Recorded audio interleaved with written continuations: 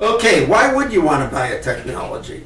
Well, that's an interesting question. The short answer is it'll let you do something over and over and over and again with a known outcome and a known likelihood of success, and it generates net utility, net value in an economic context, and thus it makes sense to buy it because, quote unquote, you're better off after buying it than before buying it. But you still may not buy it. There may be other things going on. You're about to buy a new car, your kid gets sick and you have to pay hospital expenses. There goes the car. Something more important happens.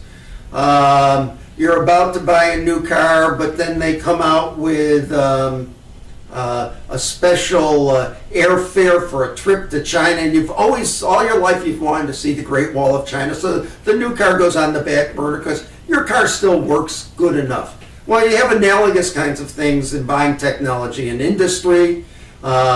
There is the marginal utility is the term we use for that. You know, what's the incremental benefit of spending $1 on the technology versus $1 on something else? And when we look at this, we quickly realize that there are a variety of reasons why, even though a technology seems attractive, has a competitive advantage, meets end user needs, you may not buy it. So now we got to worry about where's the oomph. And in order to understand where's the oomph, there's a story in that I like to use, which is the story of the zipper. The zipper was invented by Elias Howe at the time of the sewing machine. He's the guy who invented the sewing machine. He was doing it for the Civil War. And if you're making uniforms, it's hard to go back and forth with a rudimentary sewing machine and put on buttons. It's easier to go shoot like this. And so you invent a closing device called the zipper. He didn't call it the zipper. He called it a universal closing device, not closing, universal closing device. And that makes a lot of sense for a rudimentary sewing machine. Unfortunately, he didn't design it very well, didn't work well. The war ended before he perfected it, sort of got dropped. Much later, Goodyear picked it up, used it for galoshes. I think Goodyear actually developed the name zipper.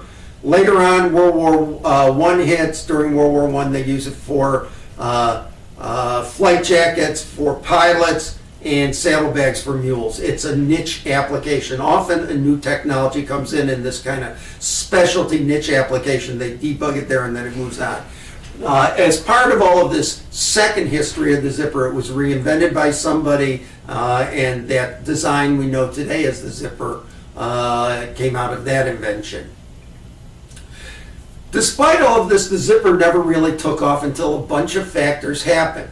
The first factor was the war ended. After the war, all the guys who were making clothing had surplus capacity, so they started making clothing for civilians. This is the period in which the mall develops, in which locally made clothing begins to disappear and industrial made clothing propagates throughout America.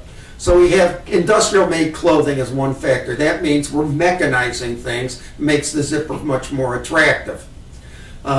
Secondly, the guys come home from the war, and the women are happy, and the guys are happy, and woo-hoo, we got the Roaring Twenties. And in the Roaring Twenties, there was a dance called the Lindy.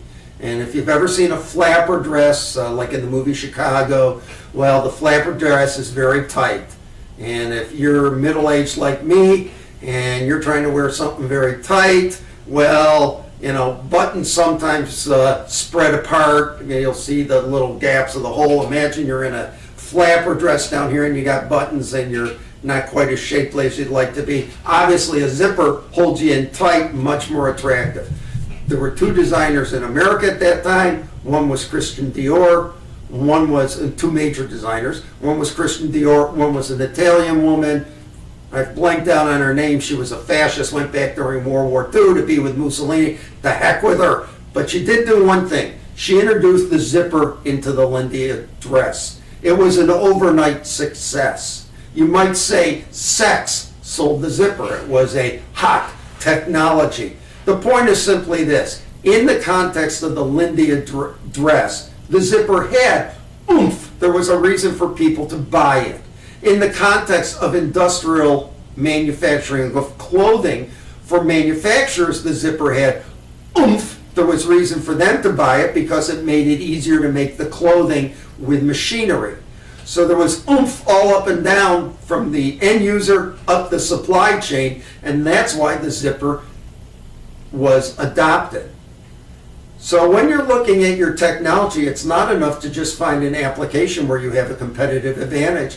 You have to find an application where there's enough oomph that somebody's going to want to acquire your technology.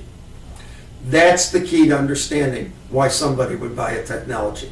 Competitive advantage and oomph.